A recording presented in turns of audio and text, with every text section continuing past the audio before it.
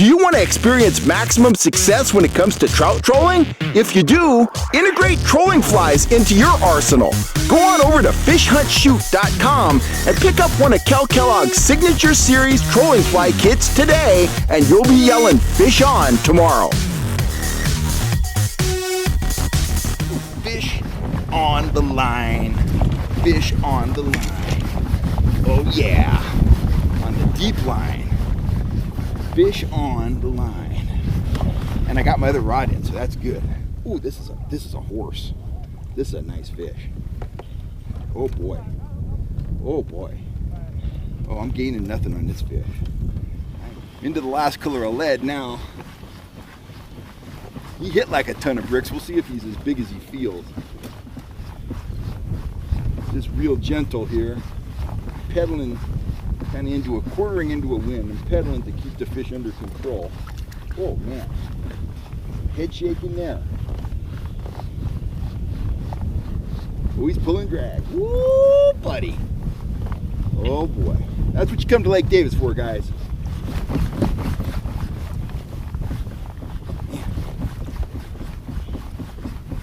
Still haven't seen him. He's right there though.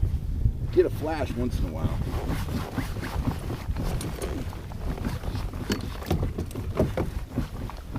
Oh, he's a nice fish. Come to daddy. Oh, this is a nice heavy holdover. Come here. Come on, baby. Come on, you're tired. Come on, you're going in the smoker. Come here. Oh, gotcha. Ha ha. Oh, that's 3 pounds. That's every ounce of 3. That's a nice fish. Oh, buddy. Yeah, that's a twin of that one I lost about an hour ago. That's a nice fish. Wow, he's thick. He's not super long. That fish that's 17 inches and 3.5 inches along the flank. He looks like a steelhead, guys. I'll get him out of the net, bop him here, and show him to you folks. I'm gonna see. That's a stud right there. That is an awesome fish. That's the fish of the day. That fish is probably real close to 3 pounds. He's only about 17 inches, but he is husky, he is hefty, and what a fight. What an incredible fish. That's what you come to Lake Davis for. He couldn't lay off that orange fly. We retrieve that fly here. He could not lay off that fly, and that was down, I don't know, probably close to 20 feet, 17, 18 feet, something like that.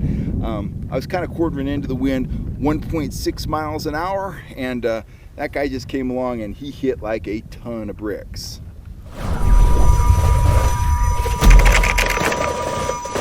Howdy guys, Cal here. I've corrupted another angler. I've done it again. I had this guy named John, came out on the boat a couple weeks ago. He caught a couple good trout on flies. He'd watched me troll flies here on the channel. Prior to fishing with me, he had never actually tried flies himself, and now he is a fly trolling maniac, and he's been peppering me with all kinds of questions about fly trolling. And I'm going to give you guys a quick rundown of his questions. I'm going to answer his questions, and I think it's going to help some of you guys out as well. Look at that articulated fly. That is a killer rainbow trout imitation right there. I can't wait to pull this up at Elmonor and some other lakes that have big old trout, because I know that's something they haven't seen before, and hopefully I am gonna go big. So John's number one question was, do I always team my flies with an action disc, just like that right there? And you know, always is a definitive word. I can't say that I always team them with an action disc, but I will say that 95+% of the time when I am pulling a fly, I have that action disc riding right on the nose of the fly like that, or very near the nose of the fly. It gives the fly a unique, shuddering, vibrating action that you just can't get any other way. It's very unique. It's something the trout haven't seen before. They're attracted to vibration. They can feel it, and nothing vibrates as uniquely as the wiggle disc. These things are a boon to trout anglers. They also work for walleye and stuff, I'm hearing. But anyway, 95+% of the time, I'm using the wiggle disc. He asked me if I ever pull flies with a dodger, like that big old 6-inch rainbow fisheye pro right there with the moon crackle tape on the back. And the answer is sometimes, okay? And I might scope that leader out and troll the fly with a wiggle disc, or I might shorten the leader up, get rid of the wiggle disc, and position this fly 2 to 3 times blade lengths behind the blade, treat the fly just like I would a hoochie or a tube. In that situation, I'm depending on the dodger to impart that dart, stop action to the fly. But my overall inclination is when I am teaming flies with dodgers is to scope that leader out to 36 to 40 inches, still run the wiggle disc and just use the dodger to draw the fish in. Got my camera flashing at me here. I'm going to be right back. I need to change my battery. I'll be right back, guys. Okay, I'm back. New battery in the camera, and that's always kind of a pain in the shorts because I got to take the camera off the mount to get the little door open where the battery goes. But it's kind of chilly out here, and cold mornings are the worst on batteries. Anyway, we're ready to rock and roll now. I see the little display that says I got a full battery. So let's get back to what I was saying. We were talking about dodgers and flies, and just kind of sum up my thoughts on dodgers and flies. If I wanna shorten up and get rid of the wiggle disc, I'll run a fly 2 to 3 dodger links behind the dodger, and I'm gonna let the dodger impart that, stop start action to the fly, just like I'd rig a tube or a hoochie. But most often, I'll still use the wiggle disc. Even if I'm gonna use a dodger, I'll let the dodger pull the fish in, and I'll let the fly and wiggle disc close the deal. And that distance behind the dodger is going to be anything from 36 to 40 inches. If I'm going to run a big dodger like this, it's going to be at a big impoundment. It's going to be at a place like Shasta or Folsom or Don Pedro or somewhere like that. Somewhere where there's big open expanses of water and I need to draw the fish in from a distance to see my offering. So I think a lot of times in small lakes, big blades like this are overused. Will they work? Of course they'll work some of the time, but I much prefer, if I'm fishing a small to medium sized lake, I prefer to start off running my lures naked and then add blades as I need to. And a lot of times I'll say you should start off with big bold lures and then downsize. Well, my dodger philosophy is absolutely different. If I'm at a medium or small sized lake, I'll start off with a smaller, subtler dodger before I move up to a big 6-inch blade like this. So it's just my philosophy.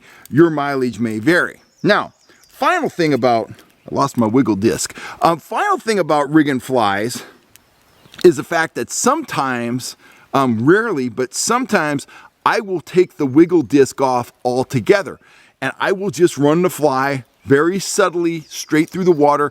I might use some rod manipulation on the fly. The late great Jay Fair, you'd see him stand behind his boat and he would just rotate his rod like that, and that's imparting a surging motion to the fly. But there are times, I've seen times at Davis when the flies actually performed better, just trolled straight through the water behind my kayak with no wiggle disc. Sometimes I'll do that with a tube too. I'll take off, the dodgers, the flashers. I won't run a wiggle disc. I'll just put a tube on a 40-inch leader, run it behind a troll and swivel. It doesn't look like much. It's just going straight through the water, but you're still getting that subtle action in the case of a fly with the marabou or the hare. With the case of a tube, you're getting that subtle action in the skirt. Those little arms are moving. Sometimes fish want a more subtle presentation. And when that's the case, get rid of the wiggle disc, get rid of the dodgers, and try just trolling a fly straight through the water. They don't look like much, but sometimes it works really, really well. So I hope that answers some of your questions, John. I know you have more. We will get to them in future videos. Oh, his last question was, what leader material do I use? 8-pound test fluorocarbon most often, sometimes 10. I prefer 8. 8-pound fluorocarbon for fly leaders. That's what I'm currently using. Seems to be working very well, as you saw out on the FHS boat when you reeled in those 2 big rainbows. Anyway, let's wrap this up. I hope that helps you, John. I hope it helps the other folks out there that have discovered the benefits of trolling flies. They are absolute fish killers. They are my #1 offering for, larger than average trout. They are one of my #1 offerings when the going gets tough.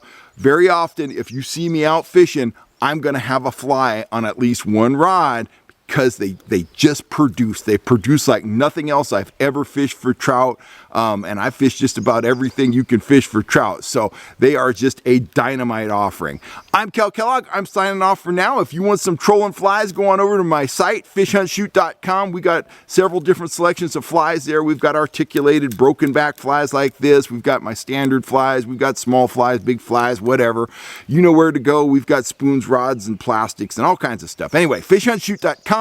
Please hit that subscribe button if you like this kind of content, if you like talking fishing strategy, because I'm on here about 7 days a week talking about some aspect of fishing, usually trout fishing, but we try to cover a little bit of everything here on the Fish Hunt Shoot Productions channel.